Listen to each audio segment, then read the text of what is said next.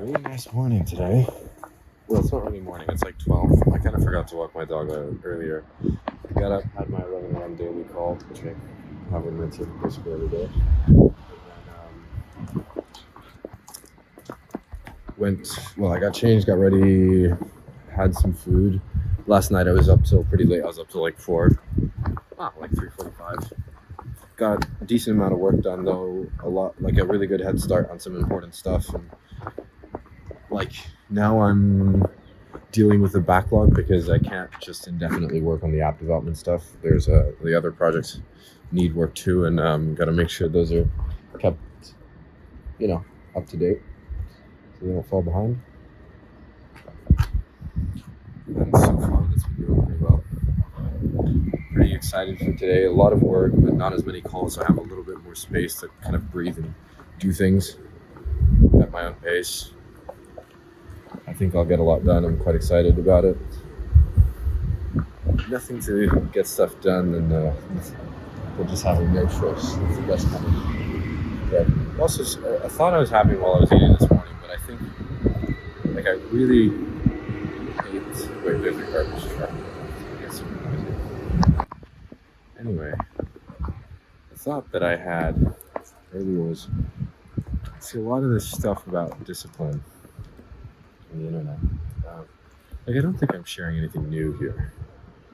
I really just think it was something that, a thought in passing, just because of the amount of stuff that I've seen recently about discipline is doing what you don't want to do when you don't want to do it. I think it's an incredibly stupid definition to encourage. I mean, maybe that is a good definition, but then it's just a stupid habit to encourage, because by that logic, if you go, go become a trash, like a garbage truck driver, I don't want to do that. If I go do it as a discipline, yeah. So, you could waste your time. Anyway, what I was saying earlier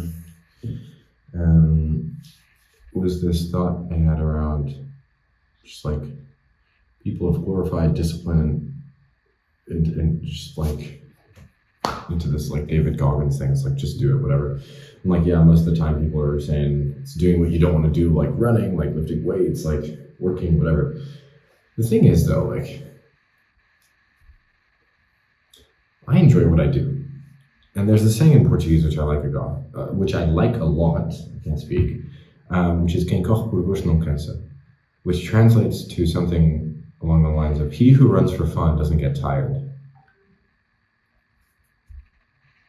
I will run laps around you if you're about all this discipline stuff and you have to force yourself through everything, and I'm enjoying, I'm loving it. I'm having such a good time. It was 3 a.m. yesterday. I was working, but I was focused and just listening to my music, and on it, there was no place I'd rather be. I was genuinely having fun. And I think it's misleading to try and focus on just doing things for the sake of doing them because you're told to. All it takes is somebody to misguide you into believing the wrong steps. And if you have all the discipline in the world, but you're putting them in the wrong direction, you're gonna end up doing something pretty useless. If somebody convinces you that counting the pebbles is gonna lead to riches, and you're the most disciplined person in the world, and you just do it because you've been told to, and you're disciplined, you're not gonna end up anywhere, right? Now, that's a really extreme example, but I think way too many people get caught up in the whole discipline thing, and really you have to find something that's sustainable to you.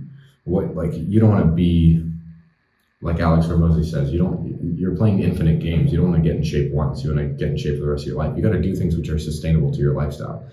Sure, sometimes you will have to eat shit and use discipline in appropriate measures and doses, but don't just blindly throw yourself at it, which I think is a bit of a trend nowadays, to just do it for the sake of doing. Yeah. Anyway,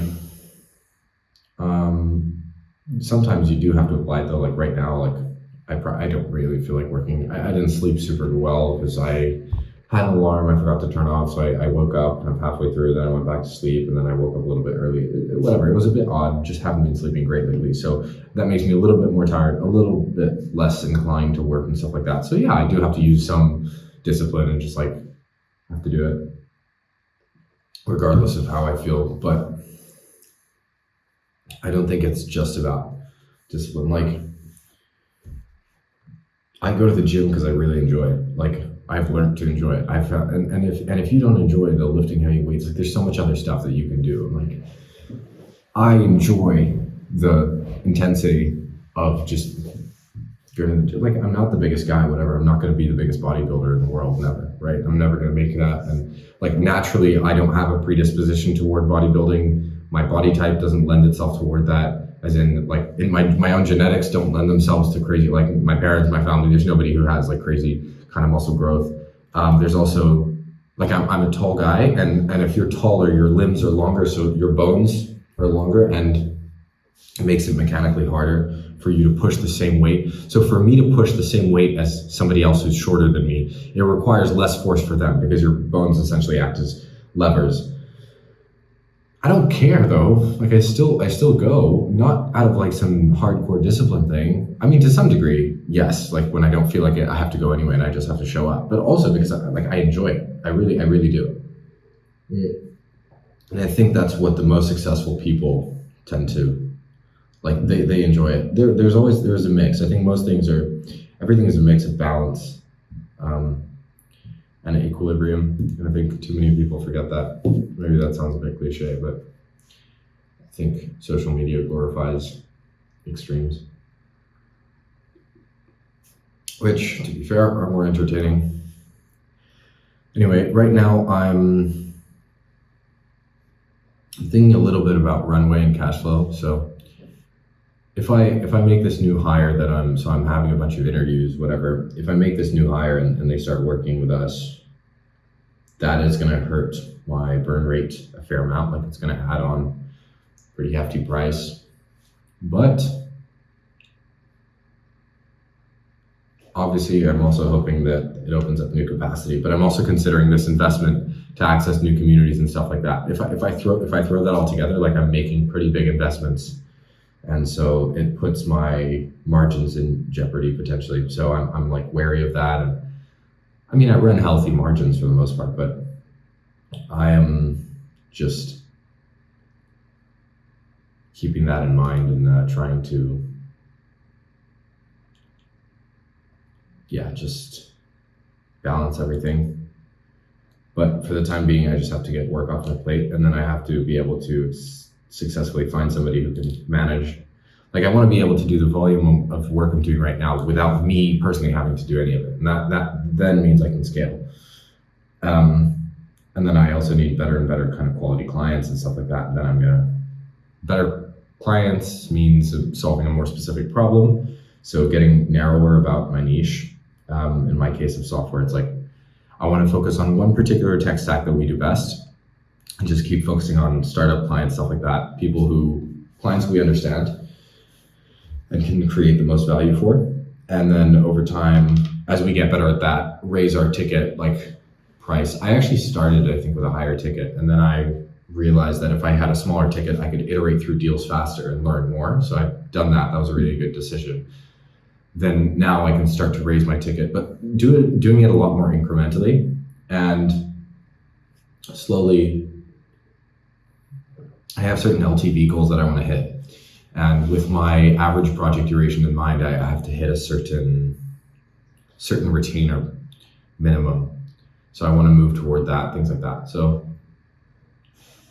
I'm excited for things to keep growing, but also a little bit wary because it's no easy feat to find the kind of good clients that you need and stuff like that. But it takes time. I think that's the main things. There's so much stuff on how to get new clients in 7 days, how to generate leads like magic. You generate leads like magic when you've got something that deserves leads like magic. Well, your product has to be good, your offer has to be good, like all these things. If you happen to be in an untapped market, that's usually when things go crazy, right? Because obviously your product is something that's not being offered before, and so people go for it. But that's about opportunity vehicle, and that's not something I'm willing to bend on, because I've chosen an opportunity vehicle, and to switch to another one is going to cost me so much more time than just sticking to this one, figuring it out. Anyway, oh yeah, I also want to record some videos, but I haven't had time. I want to record videos for the internet today, hopefully, because it's been such a struggle to find time that I've just let it slide for way too long.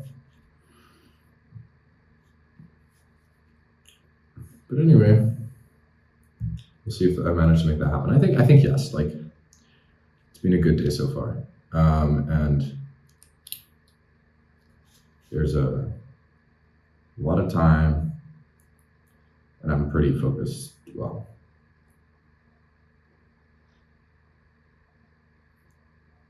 I'm not the most focused, but I've been in a while, but like decent enough. Anyway, I'm gonna get back to work. So that's that. Hopefully I record some videos, and I'll probably record another little update later tonight. So